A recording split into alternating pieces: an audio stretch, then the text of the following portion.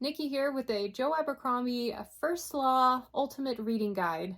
This video was inspired by a request for Katie because people talk about the first law world all the time, but you get so much conflicting information like, oh, you can read those without having read that. Oh, you can just skip that part. With Joe Abercrombie, don't skip anything. I would recommend reading everything in the publication order, but I'm going to go through it a little bit here and kind of give you my experience with the series and some little suggestions that I have here and there that might enhance your experience with it. So, first of all, we have here The Blade Itself, Before They Were Hanged, and An Argument of Kings. This is the initial trilogy that kind of launched the whole thing. I love these editions. I got them from the book depository like a year ago. They republished everything with kind of the original covers, and I don't care that it's not the first edition. I just love having it on my shelf. It's like that matte finish, super nice. I read The Blade Itself and I liked it. There's a character in here that really makes the whole series worth reading. So good, but that character is the only thing I could remember about the story. I read it and I liked it, but I wasn't really feeling compelled to continue on, at least not strongly. I set the whole series aside and came back to it a few years later, picked it up again, and I thought, I really only remember a couple of key things from this book. I don't remember a whole lot. Yeah, that's because there are only a couple of key things in this book. This is a very character-driven story. The plot points you can count on one hand. Like, not a lot happens, but you feel like you get this really robust, rich story because the change of pace within each character is worth coming to the story for. In any case, read it again, continued on, liked the whole story. There are several different POVs that you follow, and in this series there's a couple of sections where they talk about all these guys in the north. These Northmen, these like rugged, not quite barbarians, but very uncouth, and to be totally honest, when I read this first trilogy, I could not keep many of them straight.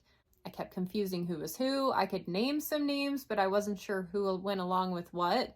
One of the pitfalls of doing the audio and not being as invested in those passages as everything else.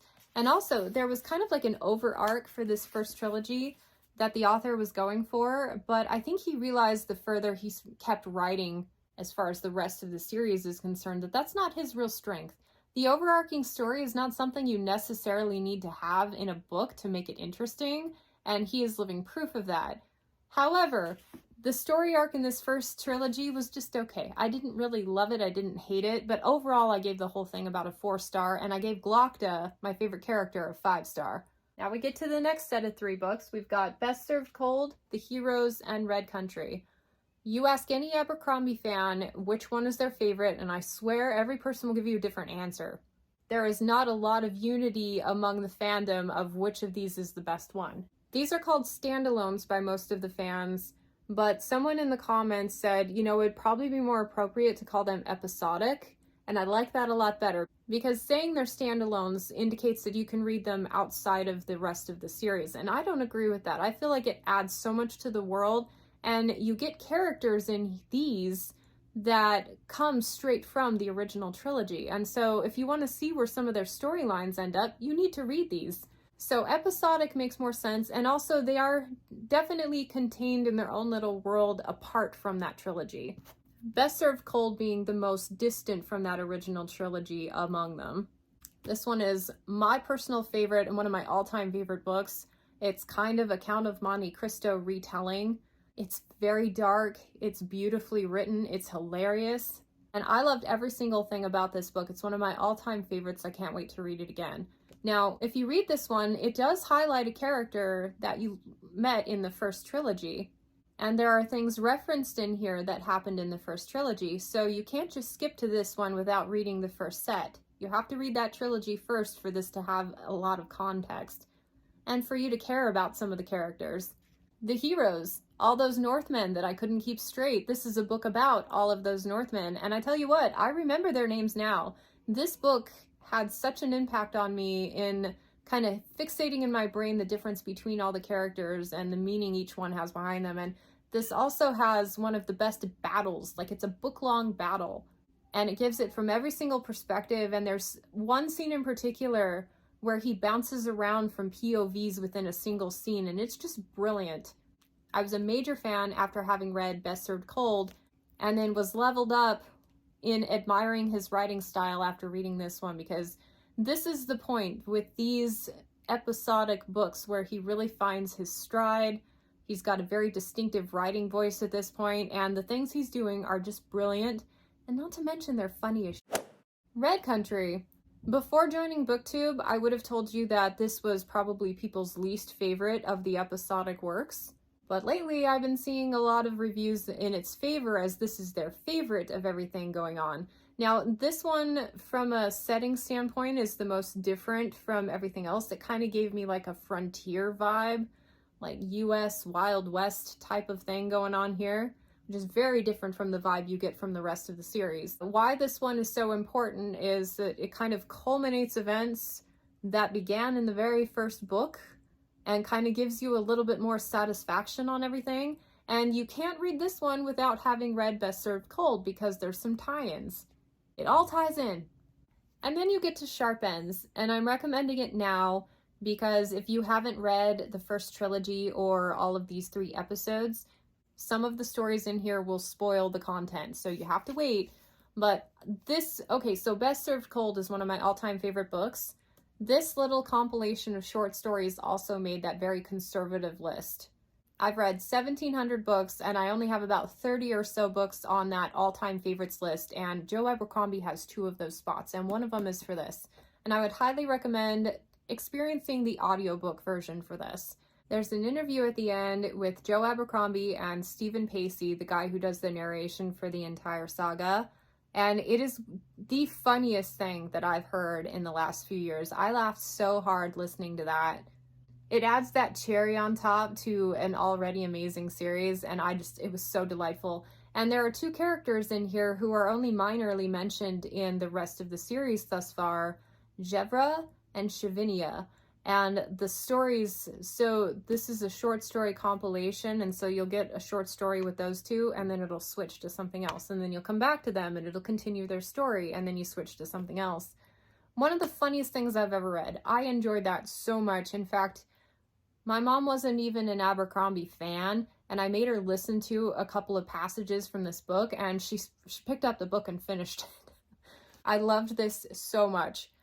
So if you're a First Law fan and you haven't given the short stories a chance, I'd say go for it. And keep in mind that I am not a short story advocate. I usually can't stand them. I don't feel like I ever get enough time within each story to get invested.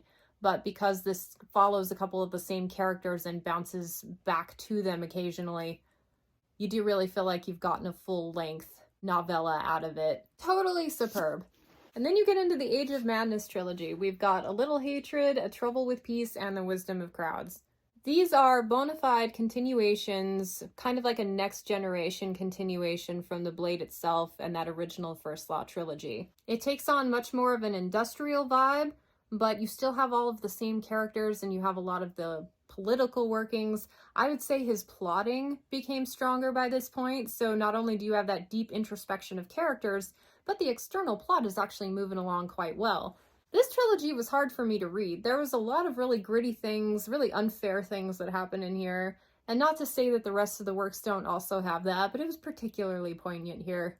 This will continue the story for most of the characters in that initial trilogy, and kind of add in this massive kingdom-wide conflict. And I mentioned that Joe Abercrombie doesn't necessarily need a huge overarching plot for his books to be successful. That's not where he shines, but he has something going on in this trilogy that really expands his world quite a bit. And when the trilogy ends, definitely no spoilers here, but there's an indication that there's more to come in this world, and he is still building towards kind of a cap off of the entire series, which we will not find in this particular set of 3. So we gotta wait for more books to come, but he's currently working on a book called The Devil, and so we won't see it for a while. Anyway, by this point in the series, his character work is almost unmatched. And how far I've come from that first book where I couldn't stand anything to do with the North, whereas my favorite set of characters in this book were in the North, and I really loved a lot of the things. There are some ideas that he puts in here I've seen other authors attempt, but they didn't do it nearly as successfully as Joe Abercrombie was able to pull them off. It's like when other writers try these things, they're trying to do it as well as Abercrombie does, and it just never pans out and it seems cheesy. But when he does it, it actually works. These are really funny. These are wildly entertaining.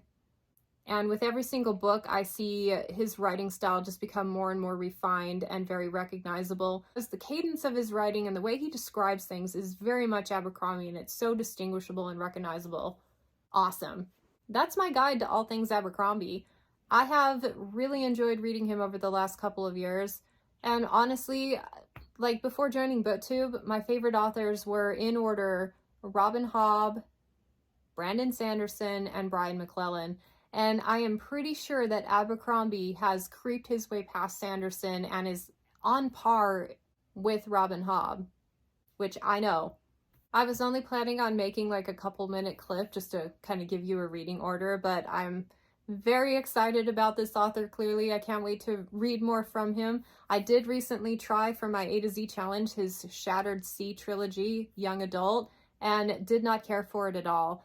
I would say if you love Abercrombie, you will not get any of the things that he is known for and that you love him for out of that young adult trilogy. So I'd honestly recommend skipping it. And I love YA.